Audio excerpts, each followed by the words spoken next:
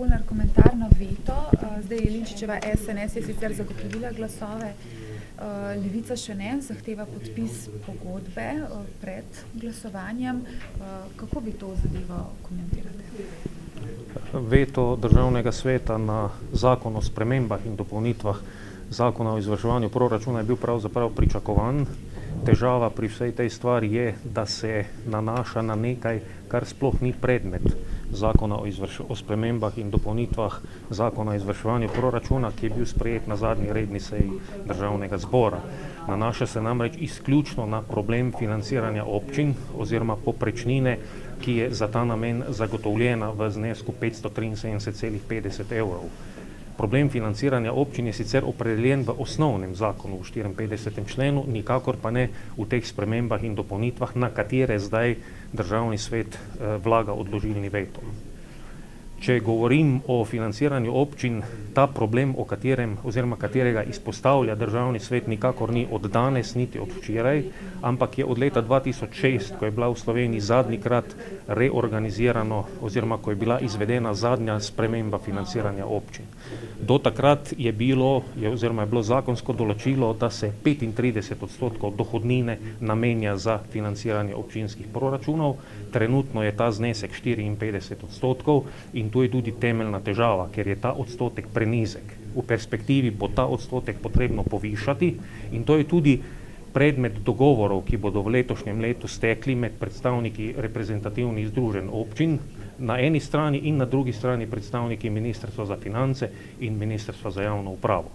To je torej tisto, kar je predvideno, da se bo na nivoju države in predstavnikov občin dogodilo, zato da se ta problem, ki je akuten problem države, financiranja občin, reši in tudi ustrezno razreši, zato da bomo zasledovali tisti temeljni cilj, to je pa izravnanost med pristojnostmi in viri. To se pravi, da je vsaka občinska pristojnost zakonsko določena, tudi ustrezno finančno pokrita. Če pa me vprašate o perspektivi tega odložilnega veta, ki ga je Državni svet vložil, mislim, da ne bi smelo biti pravzaprav velikih težav glede ponovnega sprejetja zakona o izvrševanju proračunov Republike Slovenije v Državnem zboru, neodvisno od tega, da je zdaj potrebna absolutna večina, se pravi 46 glasov, ker mislim, da bi vendarle morala prevladati pragmatična razumnost, zato ker gre gledano na celotne izdatke državnega proračuna, ki so v najvišji dovoljeni meri dovoljeni do 10.160 milijonov evrov, vendarle za relativno manjši delež v celotnih izdatkih. Tako da mislim, da bi morala razumnost prevladati, zato da se zagotovi državi normalno izvrševanje proračuna in seveda tudi vseh tistih izdatkov dodatnih, ki so bili v lanskem letu dogovorjeni. Okay. Samo še to, no.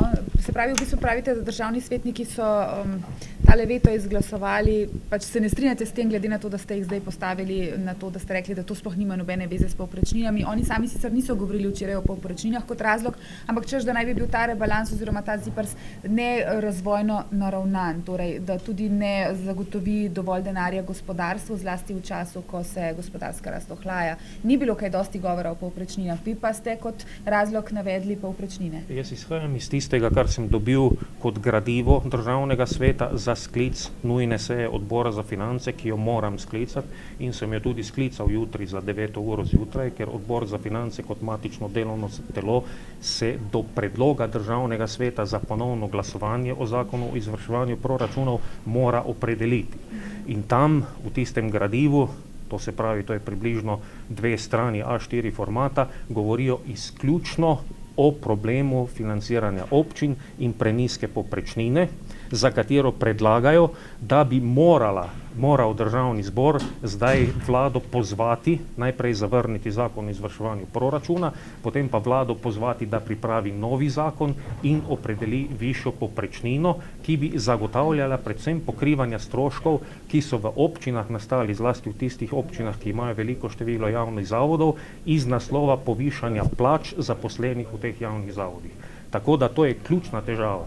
Prejel sem vmes tudi že mnenje Zakonodajno-pravne službe Državnega zbora, ki pritrjuje tem mojem stališču in se ne opredeljuje do predloga Državnega sveta, zato ker Državni svet naslavlja nekaj, kar v spremembah in dopolnitvah zakona o izvrševanju proračunov ne obstaja. To bo jutri tudi na odboru za finance izraženo. Torej, želijo višjo povprečnino, po drugi strani pa opozarjajo, da je preveč potrošnje s tem rebalansom. Ni to malo nenavadno, gospod Polnar? Kontradiktorno. Ja. Veste kaj, kar se tiče samega financiranja občin, se mi zdi, da je to ključni razlog. Zdaj, tista odhodkovna stran proračuna je tu bistveno manj pomembna. Gre za delež tistega dohodnine kot temeljne davčne vrste, ki je namenjen za financiranje povprečnine kot temeljnega davčnega vira občin. Veste, pri nas je nekaj narobe. Izhaja se iz predpostavke, da država, Ministrstvo za finance, občinam nekaj podarja. Pa to v resnici sploh ni res. Dohodnino plačujemo vsi tisti, ki smo dolžni dohodnino plačevati, zato, da dobimo nazaj protiučinke. Ti protiučinki se izkazujejo v lokalni samoupravi. Denimo s kvalitetnimi javnimi storitvami, recimo na področju otroškega varstva, na področju osnovnega šolstva, na področju javnih cest, stanovanjske politike, vodooskrbe, odvajanja čiščenja odpadnih voda in tako naprej. In zato je zagotovljenega premalo denarja. In tukaj gre za boj. Finančni viri so omejeni. Dohodnina, pobrana na celotnem nivoju, je približno 1,9 milijarde. Tisti delež, ki je namenjen financiranju občin, je pa zdaj problem.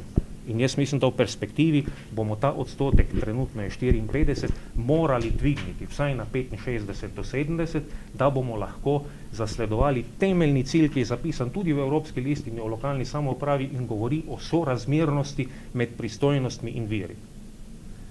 Če vi pogledate, mislim, da je Slovenija ratificirala Evropsko listino o lokalni samoupravi leta 1996, to se točno ne spomnim, od takrat pri nas to ne velja. Z lahkoto ignoriramo takšno določilo. Sorazmernosti med pristojnostmi in viri v občinskih proračunih ni. Občine imajo bistveno več zakonsko določenih izvirnih pristojnosti, ki jih morajo opravljati, glede na razpoložljive finančne vire, ki jih imajo na razpolago. Še enkrat pa poudarjam, bistveno pri financiranju občin je dohodnina in dohodnino plačujemo občanke in občani iz vsake občine posebej. To je tisto, kar mi sami prispevamo za to, da dobimo potem ustrezne storitve.